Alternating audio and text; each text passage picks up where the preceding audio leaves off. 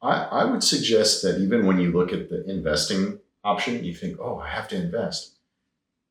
Doing things that are too good to be true. Often, almost always, is actually too good to be true.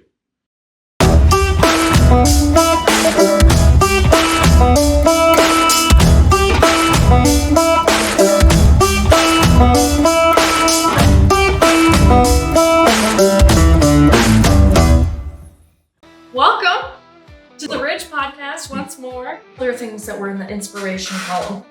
Excellent. I think you'll love this one. I feel very inspired about this. Oh, good. I actually don't think you'll love this one, but it's habits that keep you poor. Okay. Should we talk about it? Sure. Okay. Let's hear your opinion. Things in excess. Too much anything. Okay. Too much spending. Too much scrolling. Okay. Too much, overeating. Yep. Too much. Finding balance. And do you think that it's a demonstration of someone's inability to, restrict themselves? As in, if they eat too much, is that also a sign that they cannot delay gratification when it comes to money things? Is that your opinion, or have you seen a study, or? It made sense, right? Spending too much. Yeah. You're poor. Yeah. But I think Jocko would say it's a lack of discipline. Mm-hmm. Those excess of anything. Even I think that he's talked about on the other side, too much control, too much exercise, too much whatever. Mm-hmm. And that the real finesse in life is striking a balance between things. Yeah, I guess you could also argue that even if it shouldn't be balance in all things, because I guess depending on how you define balance, you could say, sure, because that means, or it could mean, that some things get zero attention in your life, and that is the correct balance. If you're trying to say the balance is that it's equal for all things, then yeah, that would be wrong. But and the reason why I say that is just because there are so many things that you could do with your time that, even as a business owner, that make you look busy running a business, do not generate profit, do not generate revenue. And so you don't want to spend your time doing that in any amount of equalness. Sure. Obviously, if it's legal, you have to do the thing, like filing taxes, for example, do those. But I think delegation comes into play there as well. Obviously, that's a business discussion. Sure. Coming into the idea of your ability to regulate yourself, and therefore eventually becoming not poor. Yeah. Okay, what other things? So excess of anything. Well, if you positive think yourself out of realistic, situations, not being realistic about your True. life. If you are in the hole and you think, hey, I should make this new purchase because I'm totally going to get a raise or a bonus or that new deal, that positive thinking is wishful thinking. Not quite positive, but it doesn't work. Doesn't work, darn it. Well, what other things? Anything else for keeping you poor? I would say not learning about money. Okay, yeah. I definitely think that when you don't learn about money, and not just how it works or what it is, but about deal structures. When you don't know about deal structures, everything seems impossible, I think. Big and scary. Yeah. Unimaginable. How could you, if you don't know certain deal structures, how could you even know it's possible to make money in a certain way? Yeah. And there are so many ways. Now, this is coming from an observer standpoint, where I have observed other people actually doing certain types of deals and making good money doing it. And I was like, and I look at that and say, I would have never thought to do that, to make that a deal. So yeah, education, Robert Kiyosaki, learn, educate yourself. Yep. That's his, I believe, first principle. And the last. It's so important he does it twice. Yeah. And then as you were talking, of course, the thing keeping people poor is not investing. And I'm not just saying that because we're talking about investments. Right.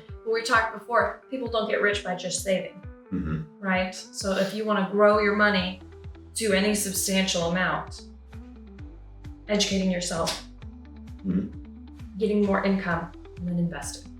Assuming that you are poor right now, what is going to keep you there? And we've already talked about excess of things, not learning, not investing, and I guess, you know, the excess of things kind of falls over into buying too much, because we could call this, and I think we've discussed it on another podcast. Is it called income creep or lifestyle creep? Lifestyle creep. So as you earn more money, you're going to want to buy more things. That is natural. And if you do that, then it just helps keep you poor, because then you don't have money to invest. So definitely following the idea of Robert Kiyosaki, and I think there's plenty of other people that say this. Even in the business side, there's a book called Profit First that indicates you should be allocating what your profit is going to be first, as you're determining what your margin should be in products, and et cetera. And it's the same idea in my mind. But as you do that, you are ensuring that you're giving yourself the opportunity to invest to eventually not be poor. Pay yourself first. Pay yourself first. I see. Okay. Anything else that we feel like keeps us poor? Buying too much. Buying depreciating assets. Okay. Thinking, I'm going to buy these cars.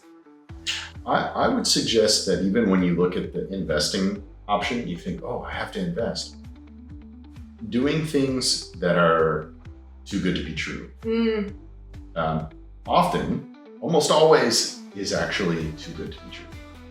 And I have found that someone telling you how awesome something is often because they get paid by the sales that they make. and so giving yourself time away from a decision that you could even consider it to be an investment, you have to understand what they're really asking. So I've signed up for programs where they indicate that you could earn a living at a certain, by doing certain things. And I think, oh, great, they make it sound easy. So I'm gonna try that. And you have to understand that there is so much that the salesman will never tell you that you have to do. Like, I got into this program, and eventually, I was halfway through, and they were like, well, by the way, you can't make money doing the thing in the way that you want to do it. And I'm like, what? Cool. So I was like, Right. Scratch that off the list, never mind. But that's the idea, is everything is going to be harder, and you have to realize in yourself, what time commitment do you actually have? What skills do you actually have? What are you willing to do? What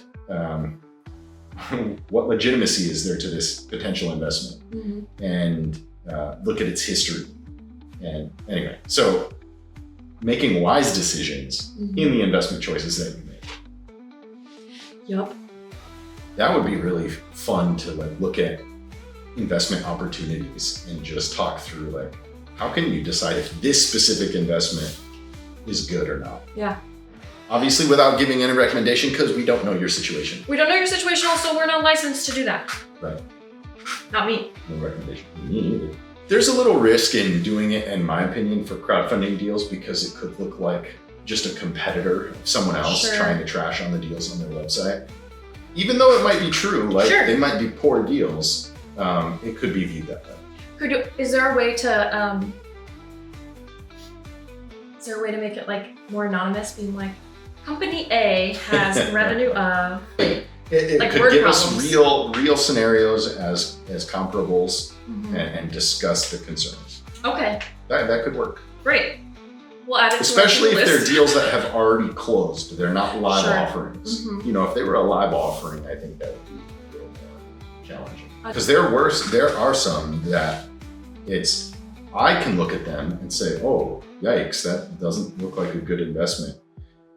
But people don't know that, and I am not participating in those Q&As. But that's the point of the Q&As, is so that people who do know can ask hard questions and so that everybody can get that information. Mm-hmm. But there's one specifically that their burn rate was very high. It was higher than the amount of money that they had, the amount of money that they spend every month. Maybe it's more correctly defined as the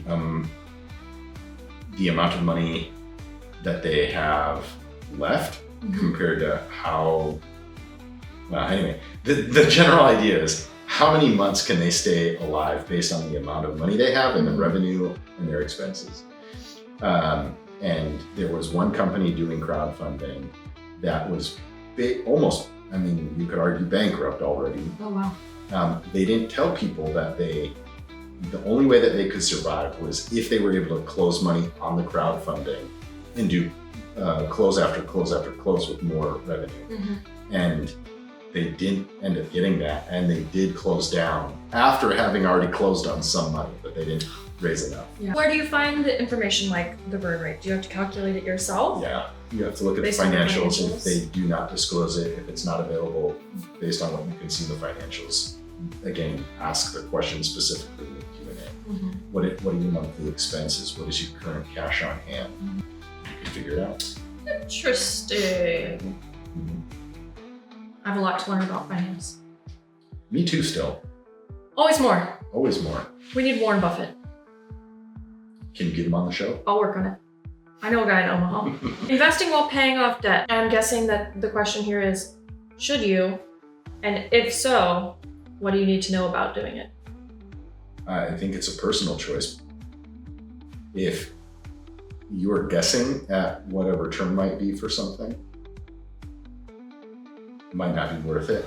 I would argue that Robert Kiyosaki would tell me I'm stupid for saying something like that. Like, we should always be investing. And there's some legitimacy there, because a lot of investments are better over time. Mm-hmm. At the same time, a lot of it is risky, and you might lose the money. And so you could also look at it as you're saving, whatever your interest rate is. If you pay that off, you've saved 5 to 7 to 19%, depending on what your interest rate is. Mm-hmm. And so it's kind of a guaranteed return having paid that off. Mm-hmm. Then again, this is going off of teachings of someone like Robert Kiyosaki, where if you invest and are able to bring in additional revenue and grow, as long as you're able to make the minimum payments on your debt, then maybe long term you are in a better position. Again, because of the long-term effects of some investing. Like, if you were to buy a piece of real estate, the money that you're able to take out of a deal per month is not the only return. You're having someone else pay for your principal balance on the loan at the same time that you might be getting a little extra each month. And so you could argue that is a way better return. So I don't know. There are some people that would argue that there is a moral issue with having a debt versus not. Maybe also, which we've touched on in the podcast, the mental load of having debt. For some people, it's not a big deal. For some people, they just constantly think of, okay, I have X amount of debt, X amount, And so maybe that's another reason to, if you're someone for whom money is not real anyway. That's all. You're good. It's all digits. It's all fine, Which is why it can be a good choice to work with a professional. Sure, yeah. As long as it's not, someone who is a professional in the sense of they're getting paid to ensure that we do. Yeah. Invest with their company or, right. Yeah. Then they will always say, yeah, invest. Yeah. One of the next inspirational phrases is investing for financial freedom. Mm-hmm. I mean, that should always be the goal. The fact that people are searching that just means that they care and that they're trying to figure out how to be financially independent. Mm-hmm. Getting out of the rat race, getting more in passive income than your monthly expenses. So taking in more per month than your monthly expenses. Yeah. That's basically what retired is. But it allows you to do whatever you want. Yeah, you could keep working. Thanks for being here. If you liked what you saw, Thanks. click the like button, subscribe for our notifications, Cool. and we'll see you next week. Bye. Goodbye. I forgot to say last. The content in this video is for informational purposes only and does not constitute financial, investment, or legal advice. Investing in securities involves risk, including the potential loss of your entire investment. Always conduct your own research and consult with a licensed financial advisor or legal professional before making any investment decisions. The opinions expressed in this video are those of the speaker and do not necessarily reflect the views of Ridge, Angel Funding, or VAS Portal.